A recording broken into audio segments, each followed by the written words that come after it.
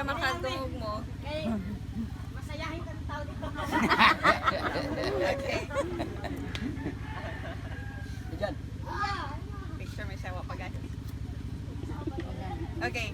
So, kung makita ninyo nga ang setup, informal ra jud siya kay dili man jud siya kasal nga naay papel. So na ang among kasal nga legal nga nami mga papel dito sa ilaha. So ganahan mi nga ma-experience makitaan sa pamilya nga kaslon mi kay sigurado mahal kayo kung kitang tanan buhat sa Amerika. So ang among ganahan nga maka-witness mong tanan sa among kasal. And kung makita nyo, wala dyan pastor. So, murag celebration na siya nga ni Ame. Naging gamay program. And ganahan ko kaming duha, personally, magpasalamat sa inyong tanan. Nga nakitaan mo na mo, nga happy mo, nga malipayon sad mo, nga nag-witness sa among kasal. And sa tanan nga hingtabang, salamat kayo sa inyo ha. Salamat kayo sa inyong presensya. Nga naamo diri karon, kalipay namo nga kamo nakikiusa sa amuang maong adlaw karon sa amuang kasal nga way papel. So salamat kayo sa inyong pag-anhi, salamat og paggahin sa inyong panahon, sa inyong pag-anhi sa mga bisan og uwan kagabi o perteng inita karon. Salamat kay nga gihapon. Salamat kayo og hopefully nga kanang sa maabot nga mga panahon magkita ra gihapon ta kung kisa may sunod kaston.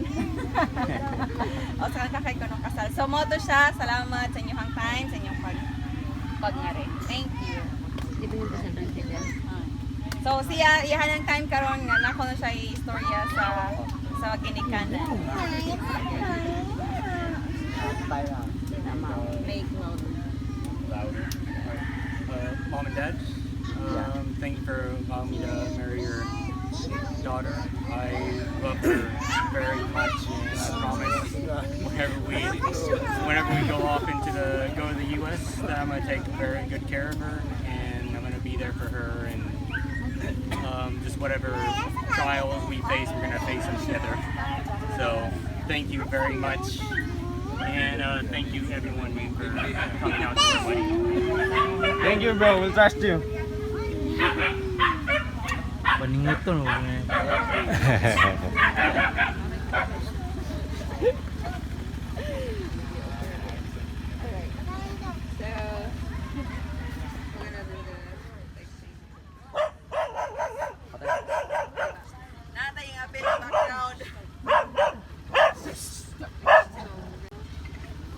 Okay ra ko imay. Makadungog raman mo no? Opo. Pati ano man ninyo?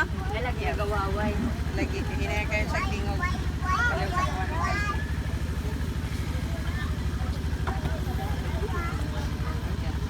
So, matag ni sa among vow aron makadungog Nitaw mo. niya. Nya inara niya ako kinahanglan ninyo hubad kay hubadon na nato. Sige. So, muli ang akong panaad para sa iya ha. Alright.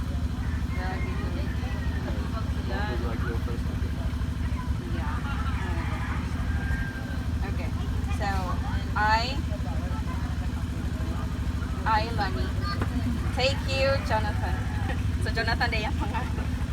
To be my husband, and you and you alone make me feel very special and unique. I know that Ya, may kahala ka mo rin ang pisinap dalay. because the minute I saw you at the Bible college and be with you, I know there's something in me that I couldn't explain until the day you told me that you're like Paningot mo for ito. 2 years. So there are too many qualities you have that I cannot bear to live without. You are extremely thoughtful and loving, and you're always ready and willing to compromise. I try every day to be the woman you deserve. I love you because you are the brightest light in my day.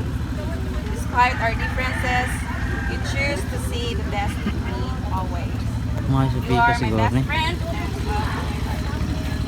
Very last.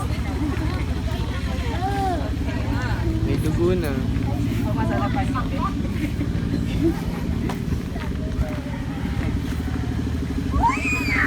Dapat ito ilang ka pa mag-sawa. Masaya. Okay. I promise faithfulness and patience, respect and lightheartedness, attentiveness and self-improvement. I will celebrate your triumphs and love you all the more for your failures. I love you.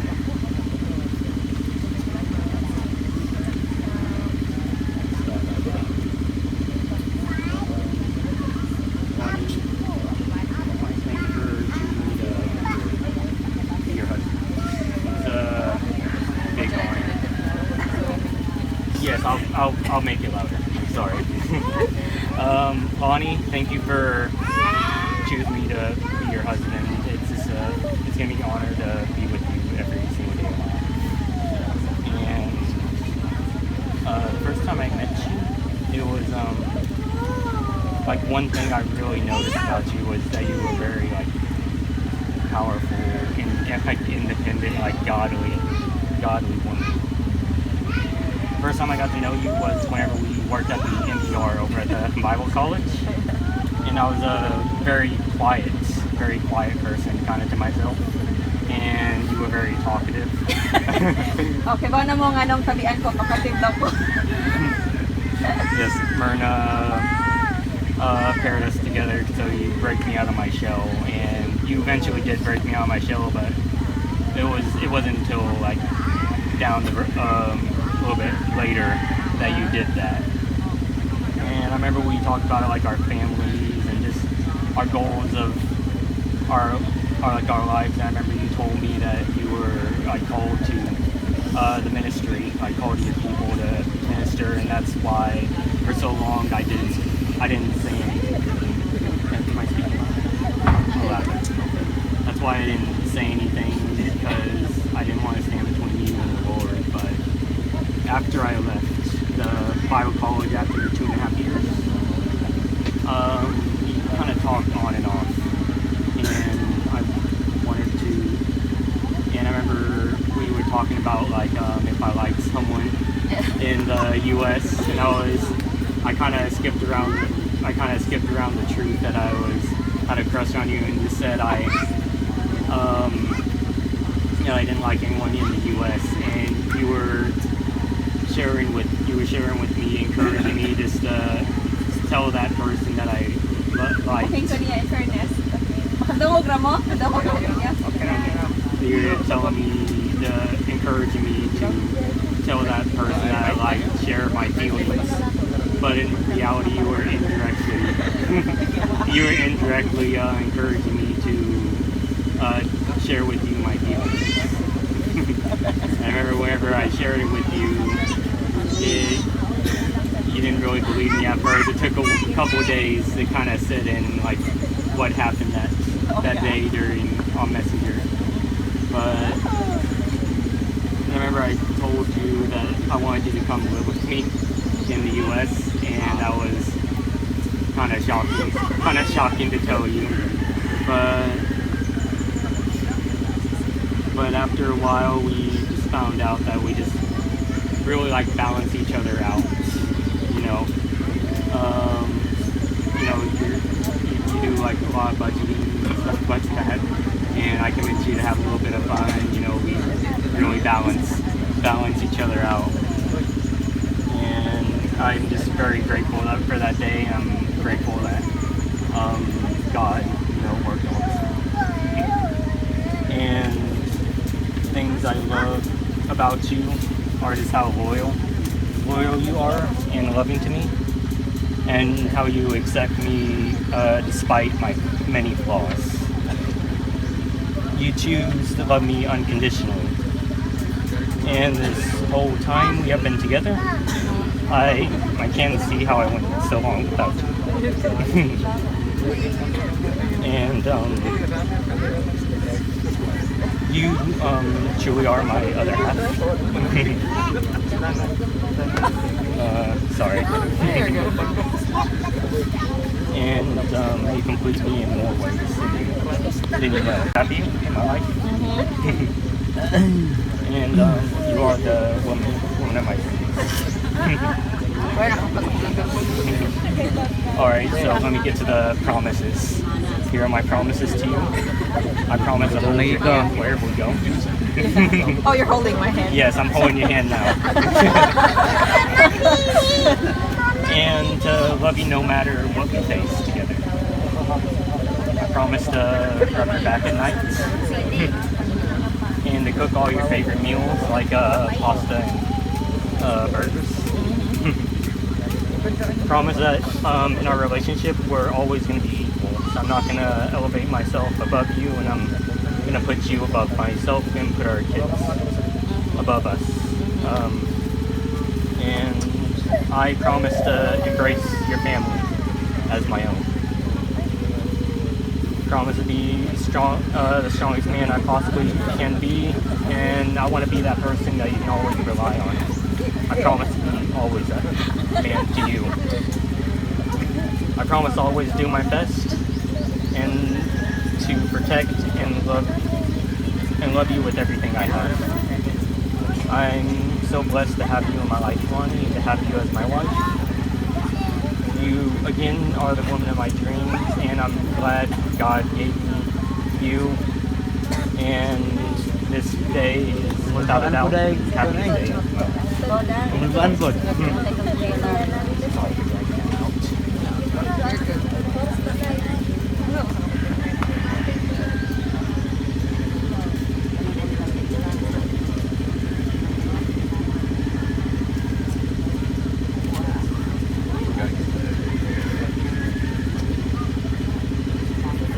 Karon, mag-exchange na may sa Indo ta gamitan sa cellphone niya eh. Sige, sir, dali ka Sa ko na sa agad.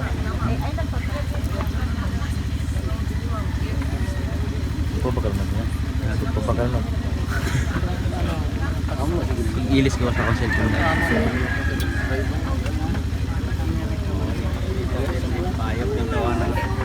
So, let this ring Let this ring always always be a reminder of my promises to you and the unwavering bond between us.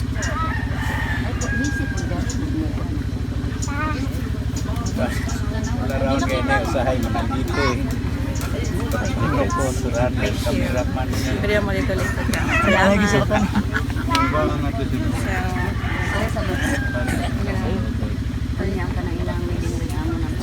Okay. Sige. Mag-pray daw si John, then after sa prayer mag-picture taking sa ta before ta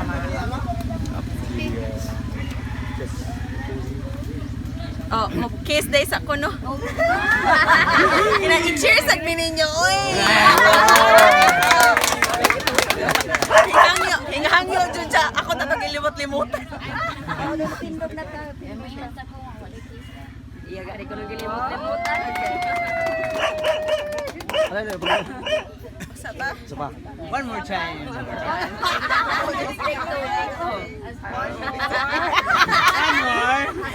May man siya kay mo tukod ako kay mo pilit ra.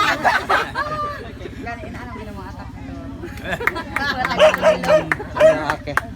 Sige. Nice. Very nice. Sige, mamarog na tanan kay mag-pray ta. Basta ganahan ka kasal. No? Grabe yung English mo ganyan dito. Gatag na cellphone ba? Heavenly Father, Jesus, just thank you for this beautiful wedding and this beautiful weather. Thank you it's not raining. And thank you for my bride, and I promise to take very good care of her. And thank you for my new family and just everyone here.